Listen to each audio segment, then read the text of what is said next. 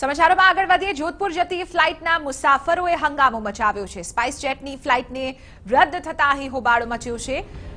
10:40 કલાકે અમદાવાદથી જોધપુર આ ફ્લાઇટ જવાની હતી। લગભગ 1 કલાકનો વિલંબ થતા મુસાફરોએ અહીં હોબાળો મચાવ્યો છે।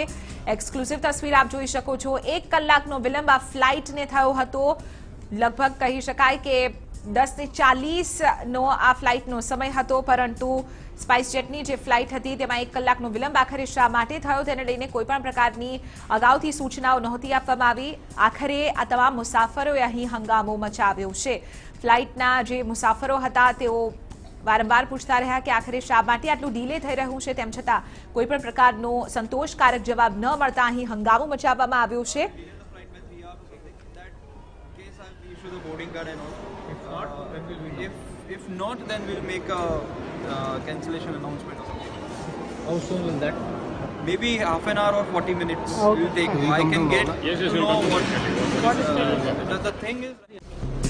તો અહીં આપને જણાવી દઈએ કે શેને કારણે ડીલે થઈ રહ્યું છે તે જાણકારી નથી આપવામાં આવી રહી। આજ મુદ્દે વધુ જાણકારી મેળવીશું TV9ના સંવાદદાતા પ્રતીક જાદવ પાસેથી। પ્રતીક, આ ફ્લાઇટ ડીલે થવાનું કોઈ કારણ સ્પાઇસજેટ તરફથી સામે આવ્યું છે ખરું? ચિત્રા, ચોક્કસથી વહેલી સવારથી જ ફ્લાઇટ મોડી થવાની સંભાવના વ્યક્ત કરવામાં આવી હતી, કારણ કે હવામાન જે રીતે ખરાબ છે તેને લઈને અનેક ફ્લાઇટો મોડી પડી હતી।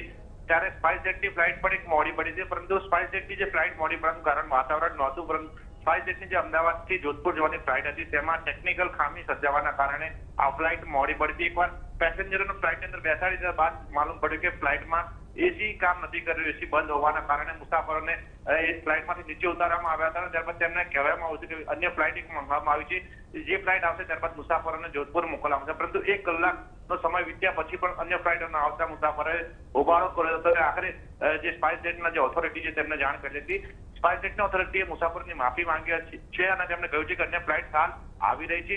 તે આવ્યા બાદ તમામ મુસાફરોને તેમના જે ડેસ્ટિનેશન છે જોધપુર ત્યાં આગળ પરત મોકલવામાં આવશે। મહત્વનું છે કે શિયાળાની સિઝન શરૂ થતા જે વાતાવરણ છે વાતાવરણમાં બદલાવ થતા સવારના સમયે ફ્લાઇટો મોડી પડી રહી, ત્યારે અમદાવાદમાં આજે પણ સવારે 8 જેટલી ફ્લાઇટો છે તે 1 કલાકથી લઈને 20 મિનિટ સુધી મોડી પડી હતી, જેના કારણે જે અન્ય શેડ્યુલ જે ફ્લાઇટ હતી તેમના પણ શેડ્યુલ ખોરવાયા હતા।